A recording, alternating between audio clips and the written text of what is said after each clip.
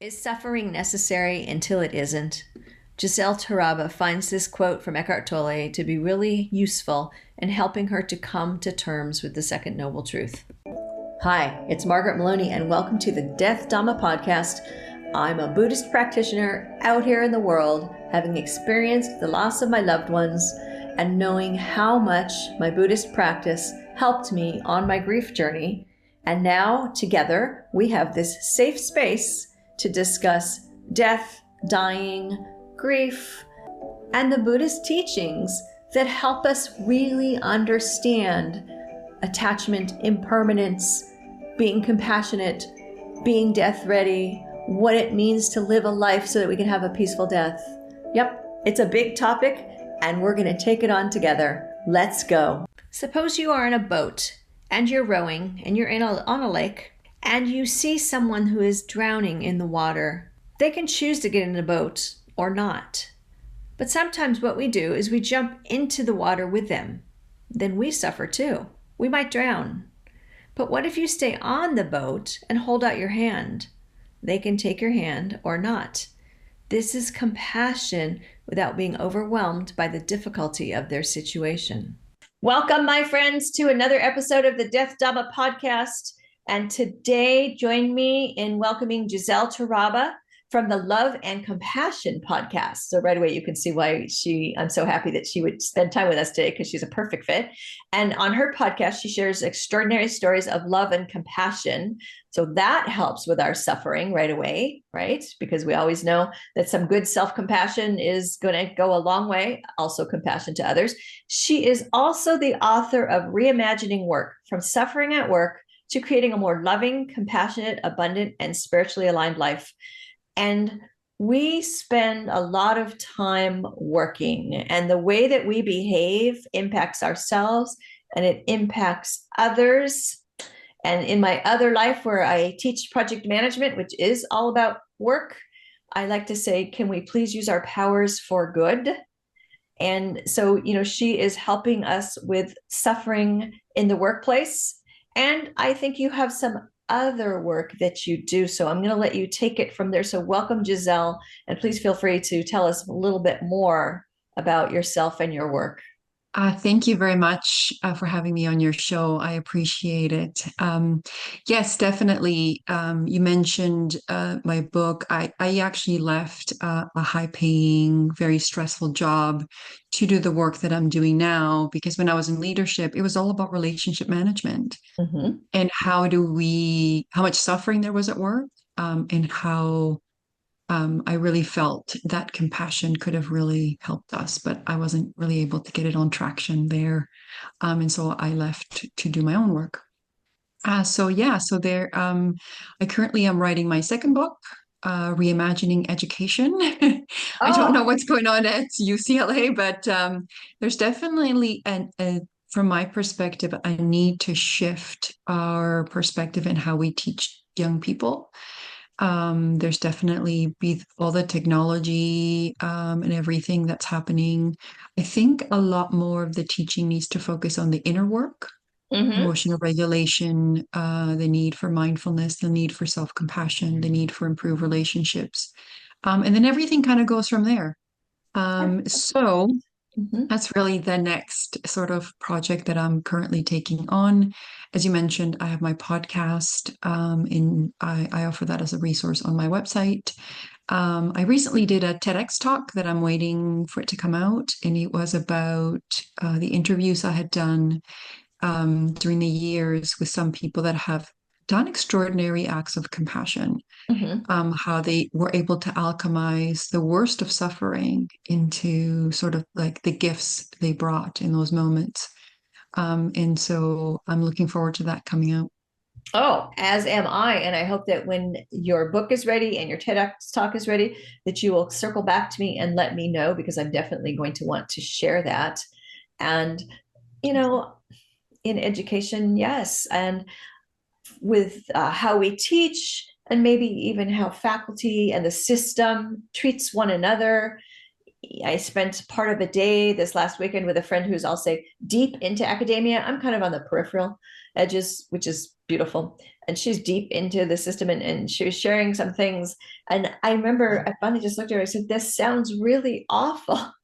And then I think she felt like she had to console me. And she's like, no, I do love my job. I'm like, okay. But yeah, so there's some harsh things going on, definitely. Yeah, and what I've noticed, and one of the things I talk about in my book, Reimagining Work, is how we have these systems of a hierarchy and power over, and that's sort of what we've been taught and what we've agreed to. And so now we're seeing a shift that that kind of leadership and that kind of structure really doesn't work. It really doesn't. That's not what people are looking for. They're no longer wanting to do that. And so the perspective has really shifted. And how can we shift that to develop a system or systems that really work for everyone? It doesn't have to be this or that, it can be this and that. And so it's about really shifting our perspective and really weaving love and compassion within these systems to really create, to really ameliorate the suffering. Mm-hmm. Mm-hmm. So let's start with a basic. We're going to come back to most of what you said because I want to know more, of course, but I'm going to start with just a basic, which is the noble truth of suffering. And this Yeah. isn't, I say this to everyone, just so you know, it's not meant to be a trick question. We all in our different traditions and practices might express it a little differently, and therefore we might carry it out a little bit differently. And so I just would like to know your perspective when you think of the noble truth of suffering, to express it to us. Yeah, when I think about suffering, I think about the quote from Eckhart Tolle, which is suffering is necessary until you realize it is unnecessary. And what I mean by that is, so I learned a lot from my suffering. Well, first of all, I had to realize I was suffering and that it was me that was causing myself suffering. Okay. That didn't mean that I didn't experience pain. People hurt me. But I continue to re-traumatize and cause myself suffering by the thoughts and the feelings I continue to have. And so I had to realize how I was contributing to my suffering, Mm-hmm. um, and what I could learn from it. It taught me also to be compassionate and kind and to observe other people's suffering as well. But then I realized along the way that at some point that I didn't have to live a life of suffering. I didn't have to suffer. I could keep myself, and I use this boat analogy, which, if you don't mind, I will share it. Oh, I want to hear it. Yeah, and it's a way that reminds me to not focus on the suffering. So suppose that you're on a boat and you're rowing on a lake and you see somebody drowning. Mm-hmm. You know, you as a human being obviously would want to extend your hand out and say, "Hey, get on the boat. I hope you're doing okay." And the person can choose or not choose to get on your boat. For me, that's compassion.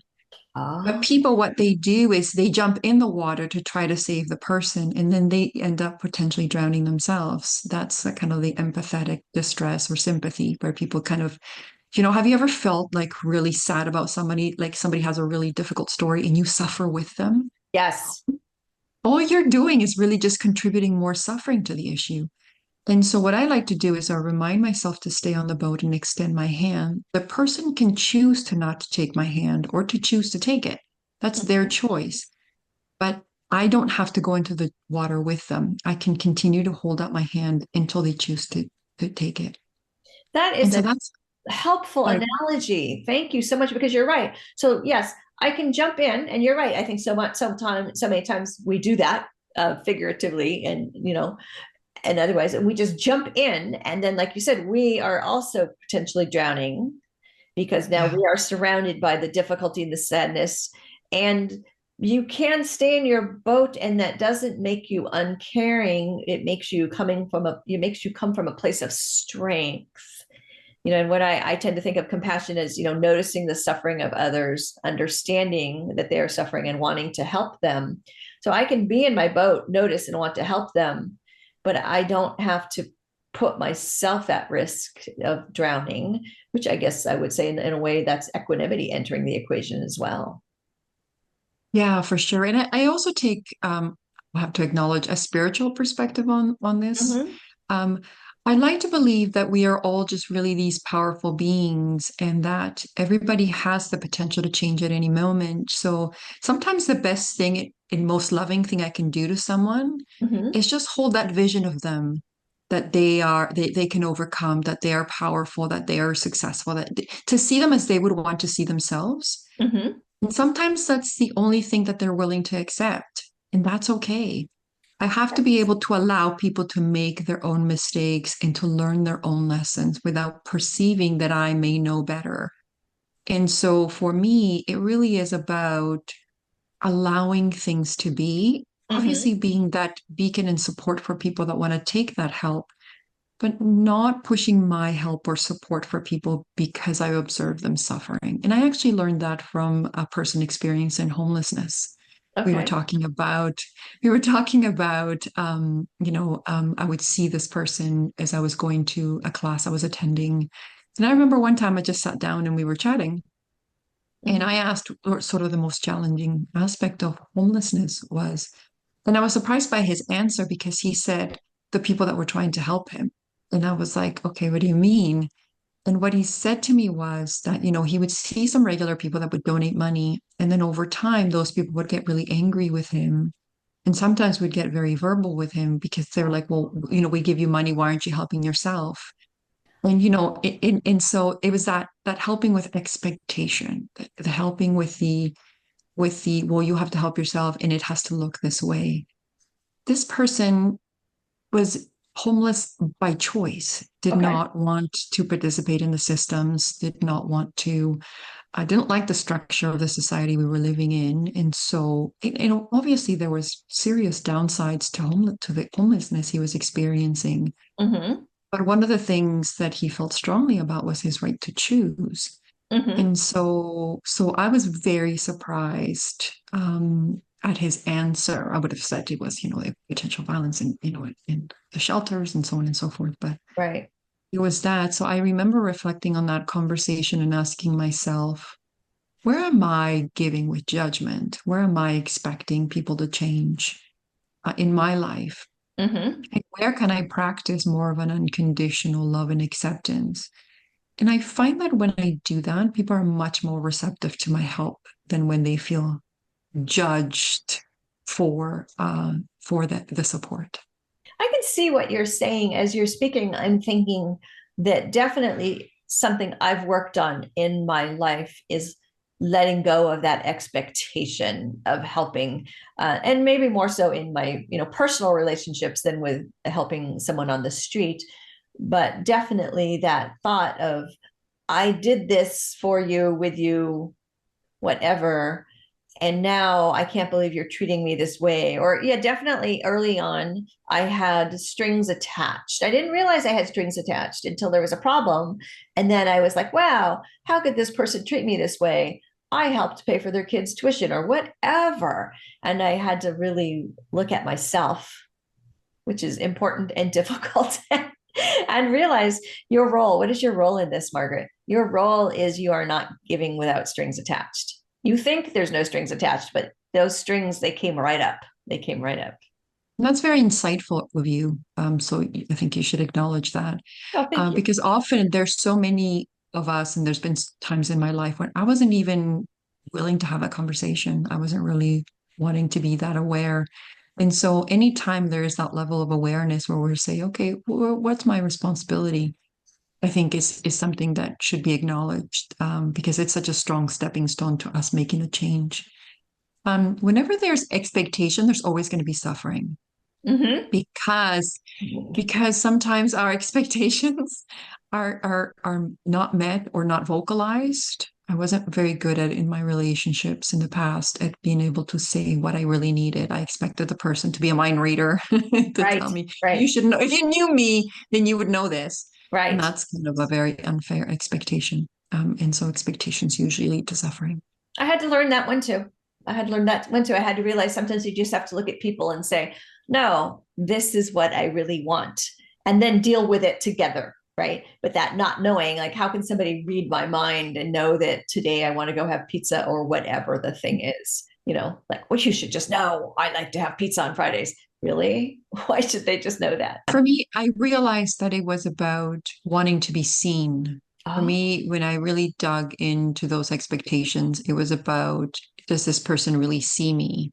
But then, like you said, I had to really dig a little deeper and say, am I allowing myself to be fully seen? And I Oh, wasn't. right. I went around with this armor on, but I wasn't aware I had an armor on. And so my Mm-hmm. husband once said to me when we were dating, so when are you going to put your armor down? Ooh, Yes. And I was like, zing. yikes. And I'm like, what armor? And he's like, oh, you carry around a pretty thick armor. But when you're in it, you don't really realize that you're walking around. So I really wasn't allowing people to see me. And so therefore, people couldn't really know how to meet those expectations. So I was setting up sort of a self-fulfilling prophecy where people disappointed me. Yeah, and it's heavy. We get this armor and it's heavy, but we get used to the weight.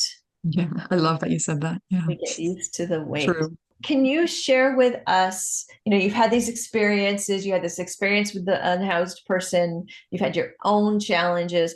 So, what brought you to this place of taking your experience and wanting to help others to get rid of their suffering or to make suffering easier for them? What brought you to this place where you decided that's what you were going to do?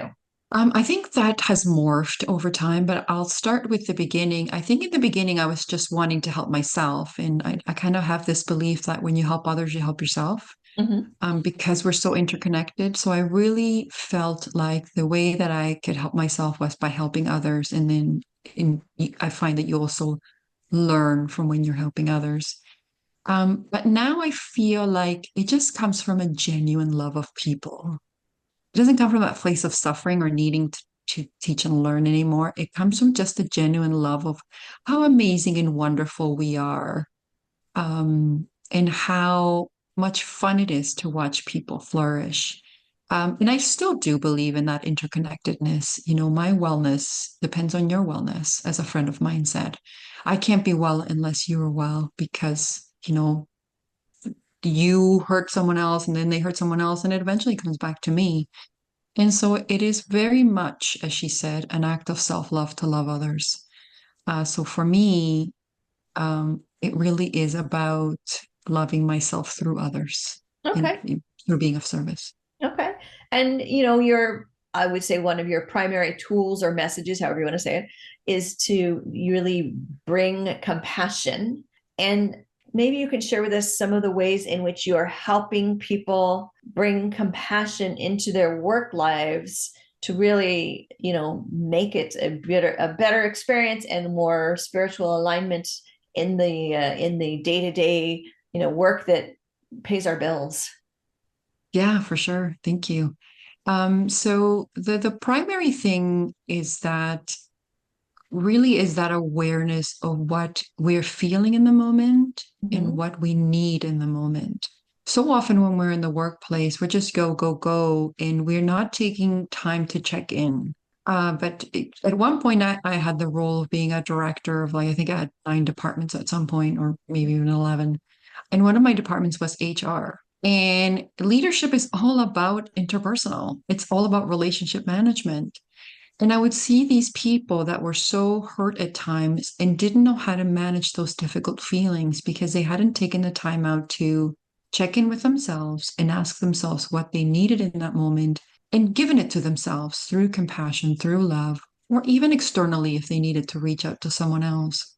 And so that's one of the ways that I am helping people is through helping them understand that they can tap into this well within themselves of love and compassion that exists there naturally. They don't need to take things from other people and cause us kind of relationship issues. They always have this unlimited well within themselves. And by tapping into that well, they can fill up their own cups and they can give to other people from their overflow.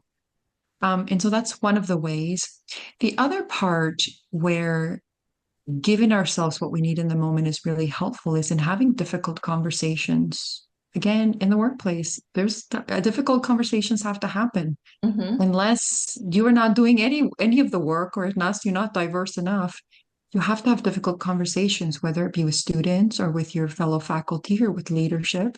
And so it's about managing our own emotions and our own needs in that moment so that then we can be open to differing perspectives, perspectives that otherwise would trigger us and cause us to eject or get defensive. And so by leaning into our own difficult feelings, we can stay in the conversation longer with one another. And then we can get at that, finding that commonality, finding that understanding, getting to curiosity. But until we manage our difficult feelings, we're not going to get there. And this is what you're seeing in the world now, which is people canceling one another. There isn't an opportunity for real conversation, even difficult conversations about race and equity and all of these other issues. I get that. I get that. Okay. And you know, there's research that has been conducted absolutely about the value of compassion in the workplace and how it, you know, helps with anxiety and stress and builds stronger teams. And that in situations where team members have offered other one another compassion, they generally will stay longer, they will work harder, they will become that, you know, productive team. And you know, so for people who want to know, I'll say, you know, the business case for this, like, because sometimes I come at it from a place of we should just treat each other well, like we should all get this.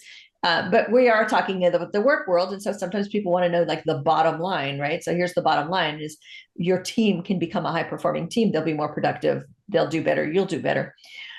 But still, I have to think that you encounter that person that's like, but Gissele, I'm a director. I can't, it goes back to the armor discussion we just had. I can't show them any cracks in my armor. If I show people compassion, they're going to think I'm weak. Help me.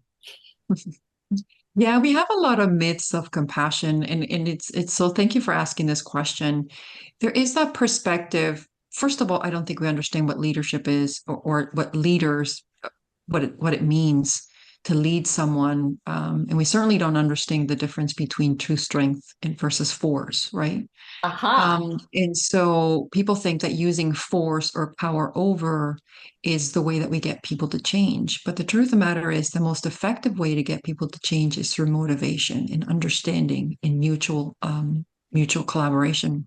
And so there is this perspective that, you know, compassion and love are weak, and that, you know, if I do that, then people are going to walk all over me. But that's actually not been found in the research. So thank you for mentioning the research. The Mhm. research hasn't just found that at all. It has found that actually, like you said, it creates more cohesive teams, people come together more. And it even results in better economic outcomes for the organization because people actually want to work there. They don't want to, they feel a passion, they feel a loyalty for the team. And I will also say that giving yourself and others compassion when you don't think either yourself or the other person deserves it is one of the hardest things to do. It Mm. is one of the most challenging things to do. People think it's weak. It's the other way around. I've spoken to people who have forgiven people that murdered their children. I've spoken to people who have faced sexual assault and had Mhm. to forgive and find compassion for that. That is the hardest thing that you could do. It is so much easier to just put power over and put our armor on. It's Mhm. much, much more difficult to allow ourselves to be vulnerable. But that's where true connection comes. And when you're working within a team that has true connection, they're unstoppable. That's true.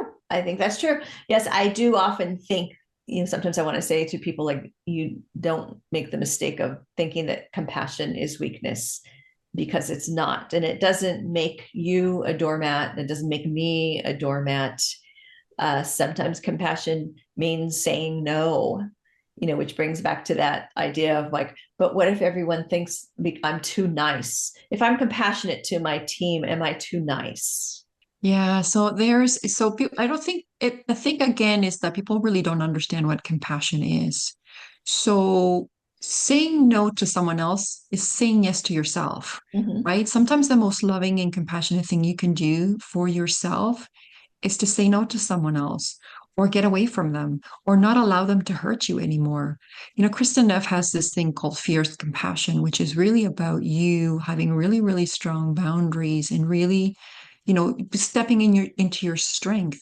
So the most loving and compassionate thing you can do is really have good boundaries. But people don't really understand that. They think that giving to others when they don't want to is compassionate. That's not compassion. that's not true compassion, because compassion is about yourself and someone else, giving to people when you don't feel like you're going to take away from someone, including yourself. Mm-hmm. So to truly practice compassion, you're giving yourself and someone else that. And so it's a gift of love to say no to someone and to say, I can't do this for you in this moment. I'm sorry. But maybe here's what I can offer, or maybe someone else can offer that to you. Okay. Okay. What do you see? So, with the work that you're doing and where you're helping people and you're bringing compassion, what is the most common suffering that you encounter? So, you go to work, consult, mentor, coach somebody, and you're doing this over and over again. So, there's some common themes. And maybe you can tell us about what are those common themes, the most common types of suffering that you're seeing come to you in your work.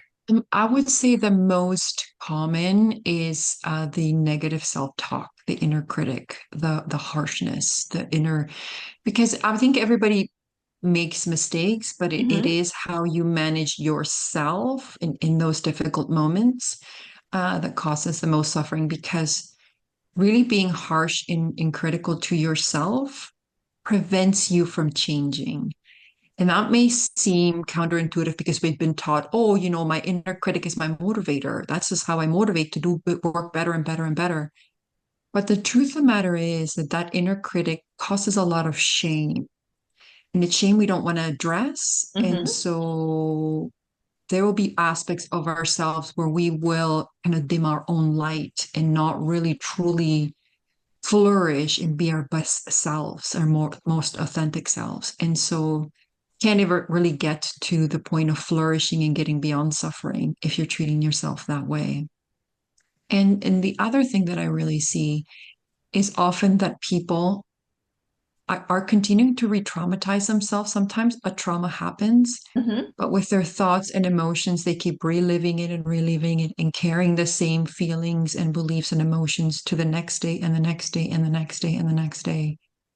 And so by not being willing to look at those thoughts and feelings and to make a different choice, they're continuing to add to their trauma and continuing to hurt themselves way beyond the experience that they might have had. Mm-hmm. And so inviting people to look at that with curiosity and non-judgment is really something that I find gets people on their way to effectively changing their lives. What's interesting is in this season where I've been talking to different people about, suffering and ways in which we suffer and the way we cause suffering to ourselves, you're not the first person to say that some of it comes from within with our self-talk and our negative beliefs and our shame. And so I guess that's part of the common theme of humanity. So I was going to say, I think that's what I had to realize and acknowledge to myself, right? Mm-hmm.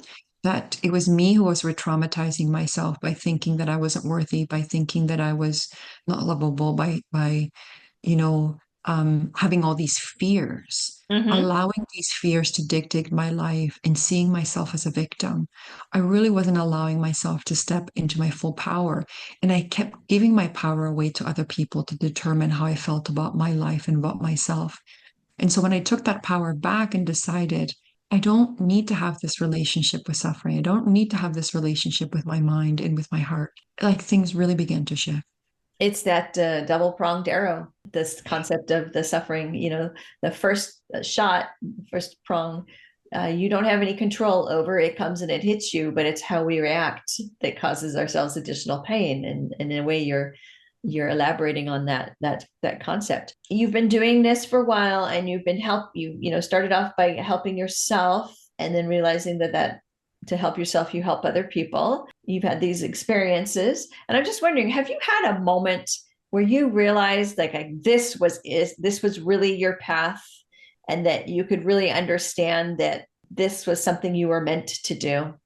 I kind of had an interesting, well, I think the first thing is when I encountered compassion, it was sort of by happenstance. Like it was Okay. just sort of like, I don't even know how I encountered it. Mm-hmm. And it felt like a gut thing. Like, I'm like, oh, this is supposed to be what I'm doing. But I really thought it was going to look very different. So I was working in the field of child welfare at the time. And so I thought, oh, maybe my life purpose is to bring this sort of thing, love and compassion, into the child welfare system. Kept coming up with lots of roadblocks and so on. Hmm. Um, and then I ended up meeting someone who had an extraordinary story of compassion. And that sort of led to the podcast. I didn't even know what podcasting was. Like I Okay. didn't know. And it was just my interaction with this person who actually does compassion in the prison system. And it was her story that led me to say, this story has to be heard. And so that led to the podcast. And then just the series of like unexpected circumstances that led to my doing this work currently. And it feels like it just feels right. I have so much passion and joy in my life. Hmm. I wake up excited to be doing what I'm doing. I feel more abundant and more motivated than I've ever felt. So when you're on your path, you just know it. It just feels like it's the right thing. You're excited about all the things you do and the things that you're not super excited about. Hmm. Um, Whereas when I was going to my quote unquote job at the very end, it felt like I was dragging myself into Monday. It felt like it just didn't align. I felt like I didn't really fit and that I was trying to fit myself into a box. Whereas I feel free to create Uh-huh. Uh-huh. currently. And so yeah, it's been a heart journey. Because what my mind told me that it was going to look like, it's not what it's looking like at all. Like Okay. there's things that I never thought that I would be doing, I'm doing. And so I'm just kind of opening myself to source, universe, God to guide me. So Isn't it amazing how life will hand us things or bring us to places that we just never, it's so often like I always think it's good to have a plan, but then it's good to understand that that's like a rough outline to guide you and that something else is probably going to come along that could be so much better and bigger and more rewarding than anything that was on our plan. yeah. Especially when I was younger, my plan, to be honest, was all about moving up the ladder and making money. That was my plan. Like I need to make this much money by a certain age, et Mm. cetera. And I don't think I was uncommon. And what you're saying about that, knowing like that drudgery of that dragging yourselves to work. Unfortunately, I think too many people have that experience of, oh, it's Monday. I mean, you see it in social media and memes and jokes and things about, oh, it's Monday again. And If our work was aligned, we wouldn't dread Monday. right? We would be get sprinting up on Monday morning and saying, I get to do what I love. I Yes. get to live my life of joy. I get to do something that I'm excited about. But we've bought into that belief, right? We've bought into that belief that our goals, our life is about making money and climbing up the corporate ladder and going to a job. And see, these are just beliefs like anything else. And so I think now more than ever, we're realizing that we get to take the reins of our lives. We're taking our power back. And you see it in lots of different ways that people are starting to be really dissatisfied with the systems we have. And starting to really realize, okay, so what do I want to create now that these Mm-hmm. systems are? That I don't want these systems. What do I want instead? Exactly, exactly. Some tips for the people who are listening who are still at that place, unfortunately, where the drudgery of it all. Do you have a couple of tips for to help them, the ones that are like, I have to go to work tomorrow? Yeah, I would say be willing. Willingness begin like sort of cracks the door open to anything. Mm-hmm. Be willing to believe that you can live your dream. Be Uh, willing to ask your heart what it would rather be doing. Now, or be willing to ask yourself, what do you want to do? What's your passion? What do you do? I've asked so many people, and sometimes people have no idea. They have no clue. And it's because they weren't allowed, maybe as children, to do the things that bring them joy, especially if they had really restrictive parents. They may not even know how to answer that because if they had parents that criticized them for doing things that they love to do or their joy, they're going to withdraw and not want to be criticized for wanting to be, an airplane pilot or wanting to be an artist or something that maybe didn't meet their parents or their teachers' expectations.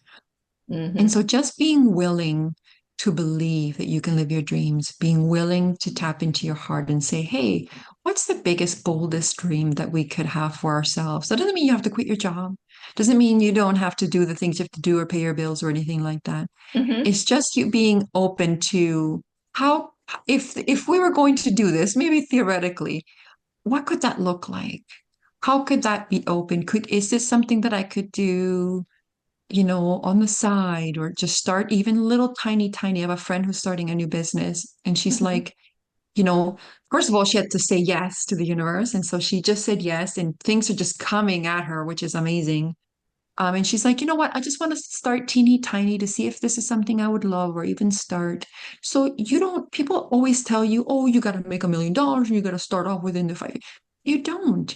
Just start from a place that you love to see if you're really going to love it.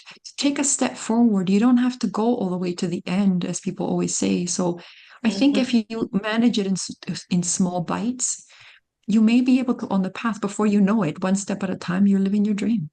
I think you're right. That's so helpful. Thank you so much. How do you keep your spiritual reserves, strong and full so that you are able to continue to help us? Yeah, to stay on the boat, you mean? Yes. How do you stay on the boat? Yeah. I meditate. I Okay. I do a meditation. I do a qigong practice as well, but I just wanted to put a proviso.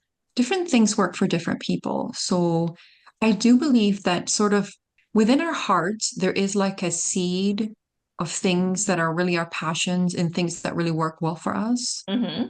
And our purpose is to water that seed and allow it to come to fruition. I mean, the seed has within it everything that it needs to make a tree. And so I think we're the same. I think we just have to water that with love and compassion and curiosity and creativity and allow that seed to sprout. So find whatever works for you that helps you stay on the boat. For me, it's qigong, it's meditation, it's checking in. I think when I'm struggling the most, I will put an alarm every hour to check in on myself, Oh, that's so to say, smart. okay, keep yourself. Are you keeping the high vibration and energy? Are you still staying or are you sinking into the stress? Are you getting caught in the story? Are you getting and what happens over time is that before even the alarm goes off, you will notice and you will Hmm. actually stay in that space. And that comes from Regan Hellier. And so keeping that energy up and keeping that awareness of myself keeps me grounded. Does Hmm. that mean that I don't get, of course, like everyone just has days where they're triggered or they just can't do it. In Sure. those moments, I meet myself with curiosity and non-judgment and say, hey, what's going on, Giselle? What's happening for you? Okay, this is happening for me. Okay, I need to take a moment for myself and give some boundaries, especially with my children, because they can Okay. be Fair. ask, and say, okay, I need to regroup for myself so that I can show up as the best version of myself. And so that's what I do for myself to help Hmm. myself. I also love gardening and being outside. Okay. But again, people need to find what really resonates for themselves. And like my daughter, she just doesn't do meditation. She doesn't Okay. do that. But when she is in her art, she's fully in and she's in the mindfulness moment. Or when she's in her garden, she's in full joy. And so I think people need to find but it really is about asking ourselves and taking that time and saying, okay, what would bring me the greatest joy or what would help me in this moment when I'm struggling? That's beautiful. Thank you. Are there any other tips that you would like to leave us with, or something that you wanted me to ask you that I didn't, that you'd like to address? This is that moment to make sure. Yeah. No, I think the only thing that I want to mention is that it's our birthright to live our dreams. It's our birthright to be abundant and healthy and all of those things. And every time that somebody does that and steps up into their own power, that person becomes the beacon for someone else to be able to know that they can do it. And that's how we're walking ourselves all the way back, like to home, right? Like to our Yes. to our best selves. And so don't be afraid to be willing to take a scary step or to believe that you can live your dreams. You don't have to get stuck at a dead end job. You don't have to, in my experience, honestly, when I took a step in faith, things came at me that I didn't even know Like the universe sort of provided for me. I'm not saying that you need to take that step because you need to meet yourself where you're at, but Mhm. just know that you are worthy to live all your dreams. And so just be willing. Beautiful. And you hit upon one of my favorite sayings too, expressions, which is we're all just walking each other home. Yeah, We're all just I walking each do other home. feel that way. And I do feel that way that by extinguishing our own light, sometimes we dim our light because we think I'm going to make somebody uncomfortable or I was told to or whatever. And that's we've done ourselves such a disservice. The more brightly you shine, the more other people go, "Ooh, I want what they're having." And then you show yourself as a potential for someone else. I've been inspired by so many people. I've also inspired others. You've inspired people. You've been inspired by others. This is how we get through. This is how we actually get to live our best lives. Absolutely. So where can people find you? Yeah, if you go to my website, www Maitri Center, it's